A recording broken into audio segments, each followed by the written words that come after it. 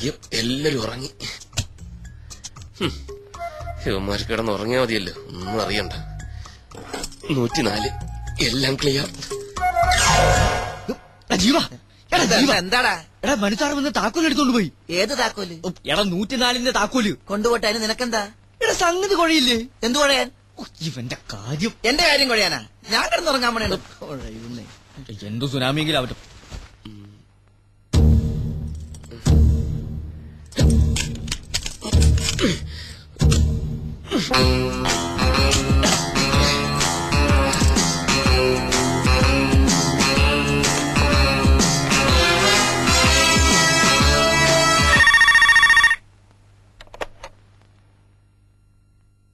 Hello hello, ഞാനാ മനു. റൂമിലെത്തി, വേഗം വാ. സർ വേണ്ട, എനിക്ക് പേടിയാവുന്നു. ഒന്നും പേടിക്കണ്ടെന്നേ, ഇവിടെ ഒന്നും ആരുമില്ല, എല്ലാരും ഉറക്കമായി. അല്ല അത് പിന്നെ എന്നെ ഡിസപ്പോയിന്റഡ് ആക്കരുത് പ്ലീസ്. വരണം, വന്നേ പറ്റൂ, ഞാൻ കാത്തിരിക്കുക.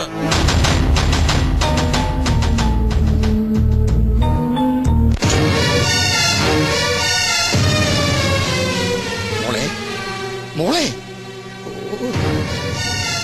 മോളെ മോളെ രഞ്ജു, എന്തൊരുറക്കം.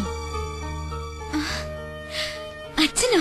അച്ഛനെപ്പോ വന്നു? ഞാനിപ്പോ വന്നേ ഉള്ളൂ. അത് പോട്ടെ, എന്റെ പുന്നാര മരുമോൻ എവിടെ? മനു ഇവിടെ കിടന്നിരുന്നല്ലോ. ബാത്റൂമിലാ മറ്റോ പോയി കാണും. മനുവേട്ടാ, എന്റെ മോളെ അങ്ങനെ വിളിച്ചാലും അവൻ കേക്കില്ല. അവൻ എവിടെയുണ്ടെന്ന് ഈ അച്ഛനറിയാം. അച്ഛൻ എന്തായി പറയുന്നത്? ഓ, പാതിരാത്രിയിൽ ഭാര്യയെ മുറിക്കകത്ത് ഉറക്കി കിടത്തിയിട്ട് മൂന്നൊരു ഭർത്താവിനാണല്ലോ മോളെ നിനക്ക് കിട്ടിയത്. നീ ഇനി ഒന്നും പറയണ്ട, എല്ലാം നേരിട്ട് കണ്ടാലേ നിനക്ക് ബോധ്യാവുള്ളൂ. വന്നേ നോക്ക്, വെറുതെ എന്നെ ക്ഷമ പരീക്ഷിക്കരുത്. തനിക്കെന്താ എത്ര പേടി? അതൊന്നും പറഞ്ഞാ പറ്റില്ല, വന്നേ പറ്റൂ. 5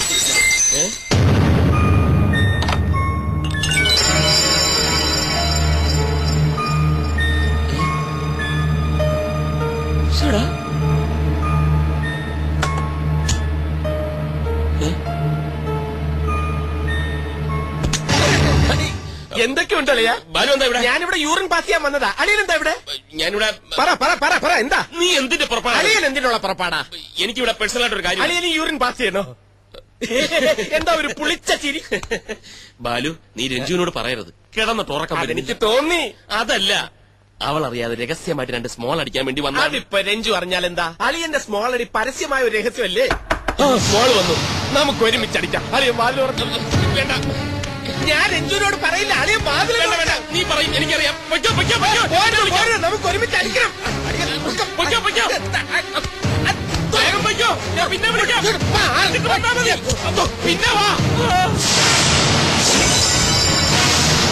മോളല്ല, ബിഗ് വല്യച്ഛൻ. അമ്മാവനെപ്പോ വന്നു? ഇപ്പൊ പൊട്ടി വീണതേ ഉള്ളൂ. പെട്ടെന്നൊരാഗ്രഹം, മരുമോനെ ശരിക്കൊന്ന് കാണണം. വരൂ, നമുക്ക് മുറിയിലേക്ക് പോവാം. ഈ 12-ാം മണിക്കൂറിൽ അവിടെ ആ മുറി ഉള്ളപ്പോൾ നിനക്ക് ഇവിടെ ഈ മുറിക്കകത്ത് എന്താ കാര്യം? അത് പിന്നെ ഏത് പിന്നെ? ആ മുറിയിലെ ബാത്റൂമിലെ ഫ്ലഷ് വർക്ക് ചെയ്യുന്നില്ല. ഈ മുറിയിലെ ബാത്റൂമിലെ ഫ്ലഷ് വർക്ക് ചെയ്യുന്നോണ്ട് നോക്കാൻ വന്ന. ഇത് നമ്മുടെ മുറിയല്ലേ? പാതിരാത്രിക്ക് നിനക്ക് എന്തിനാ പ്രഷർ? എന്താ ലൂസ് മോഷൻ? ഈ അമ്മാവന്റെ നീ മിണ്ടരുത്. തെണ്ടി, നിന്റെ ഈ പ്രായം കഴിഞ്ഞിട്ടാ ഞാനും ഇതുവരെ എത്തിയത്. പക്ഷെ ഇതുപോലെ ഒരു ചെറ്റത്തരം കാണിച്ചിട്ടില്ല. കെട്ടിയ പെണ്ണിനെ ഒറ്റയ്ക്ക് മുറിക്കകത്ത് ഉറക്കി കെടുത്തിയിട്ട് നീ ഇവിടെ പമ്മി ഒന്ന് കയറുന്നത് ഞാൻ എന്റെ കണ്ണുകൊണ്ട് കണ്ടതാ. ഞാൻ മാത്രല്ല, ഞാൻ കണ്ടു. അമ്മാവൻ എന്തൊക്കെയായി പറയുന്നത്? പറയാ മാത്രല്ല, ഇനി പ്രവർത്തിച്ച് ഞാൻ കാണിച്ചു തരാം. രഞ്ജു, നീയെങ്കിലും ഞാൻ പറയുന്നൊന്ന് വിശ്വസിക്കും. വേണ്ട, എനിക്കെല്ലാം ബോധ്യമായി. ഇത്രയും കാലം മനുവേട്ടനെ വിശ്വസിച്ച ഞാനാ വണ്ടി. എനിക്കിനൊന്നും കേൾക്കണ്ട. രഞ്ജു, നടന്ന കാര്യങ്ങളെല്ലാം നിന്നോട് മാത്രമായി പറഞ്ഞ് ഞാൻ ബോധ്യപ്പെടുത്താം. വേണ്ട, നീ കുറെ കാലായി ഇവളോട് മാത്രമായി പറഞ്ഞ് ബോധ്യപ്പെടുത്തുന്നു. ഇപ്പൊ അവൾക്ക് എല്ലാം മനസ്സിലായി. രഞ്ജു, നീ ഇതിന് പിന്നെ ദുഃഖിക്കേണ്ടി വരും. അവള് ദുഃഖിക്കില്ല. ഇവളെ പൊന്നുപോലെ നോക്കുന്ന നല്ല അന്തസ്സുള്ള ചെറുപ്പക്കാർ ഈ നാട്ടിലുണ്ട്. അവരോട് തന്നെ കണ്ടുപിടിച്ച് കെട്ടിച്ചു കൊടുക്കും ഞാനിവളെ. നീ പോടാ, വാ മോളെ. രഞ്ജു, അവളെ വിളിക്കണ്ട, അവള് വരില്ല. ആ chapter closed. Good bye.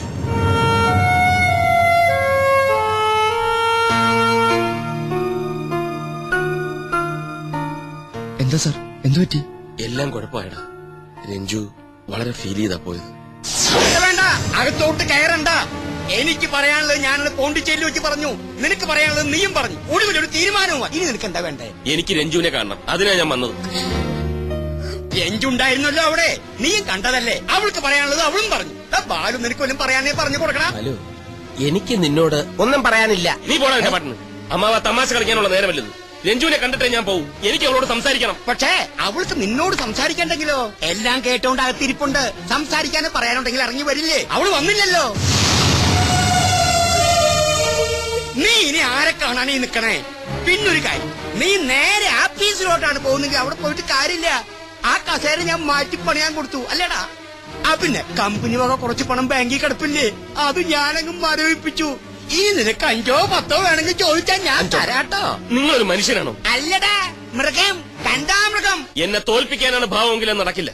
Ranju എന്റെ ഭാര്യയാണെങ്കിൽ അവൾ എന്നോടൊപ്പം ജീവിക്കും. അവൾ എന്റെ മോളാണെങ്കിൽ ഞാൻ പറയുന്നതനുസരിച്ച് ജീവിക്കൂ. കാണാം. കാണാം. നീ പോടാ. വാടാ. വന്നു.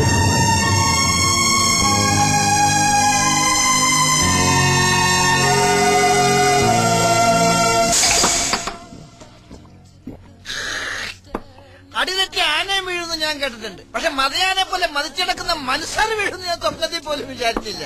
നിർത്തണം. ഒരു ലാർജ് അടിച്ചിട്ട് നിർത്തിയേക്കാം. ശവത്തി കുത്താനാണോ താൻ ഇവിടെ വന്നിരിക്കുന്നത്? അതിന് സാറ് ശവമായെന്ന് ആര് പറഞ്ഞു? യേശു ക്രിസ്തുവിനെ പോലെ ഉയർത്തെഴുന്നേക്കും മനസ്സാറ്. സോറി, അല്ലെങ്കിൽ ഞങ്ങൾ എഴുന്നേൽപ്പിക്കും. അല്ലടകിച്ചു ജീവ മതി, ഓവറാക്കണ്ട. മനസ്സാറെ, ഞാൻ ഓവർ ആയിട്ടില്ല.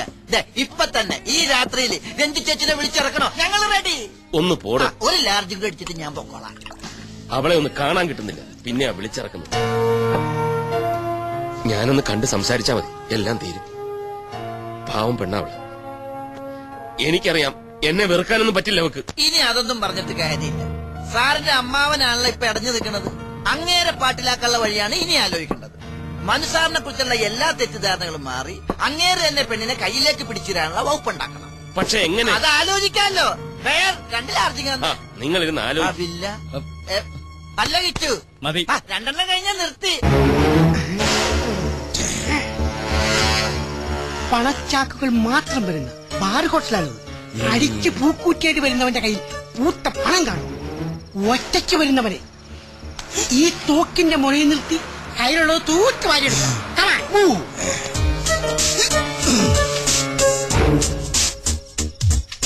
സത്യം, ഈ തോക്ക് കണ്ട കള്ളത്തോക്കാന്ന് തോന്നില്ലല്ലോ. ആ തോക്കുമ്പോ കള്ളത്തോക്കെന്ന് എഴുതി വെച്ചിട്ടുണ്ടാ? ഞാൻ പറഞ്ഞ ഓർമ്മയുണ്ടല്ലോ. ധൈര്യം കൈവിടരുത്. ആ ദേ ഒരുത്തം വന്നുണ്ട്.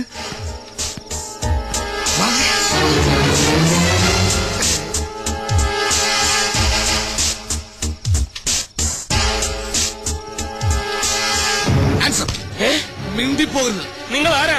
അതോ ലോകം അണ്ടർവേൾഡ്. ചോദ്യങ്ങളൊന്നും ഇല്ലാത്ത വേണ്ട. മര്യാദക്ക് കയ്യിലോളം എടുക്കടാ. എന്റെ കയ്യിലൊന്നുമില്ല.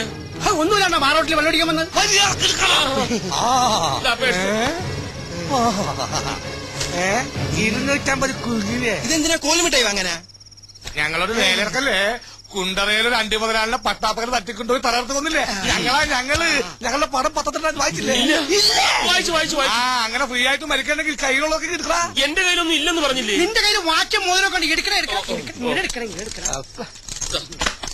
ഇതുപോലത്തെ പിച്ചക്കാശ് കൊണ്ട് മേലാ ബാറോട്ടിന് മുമ്പിൽ കണ്ടുപോയത് പിടിച്ചു പോയി പാഴാശനെ. ഇന്ന് നമുക്ക് വില കിഡ്നാപ്പിംഗ് നോക്കാം.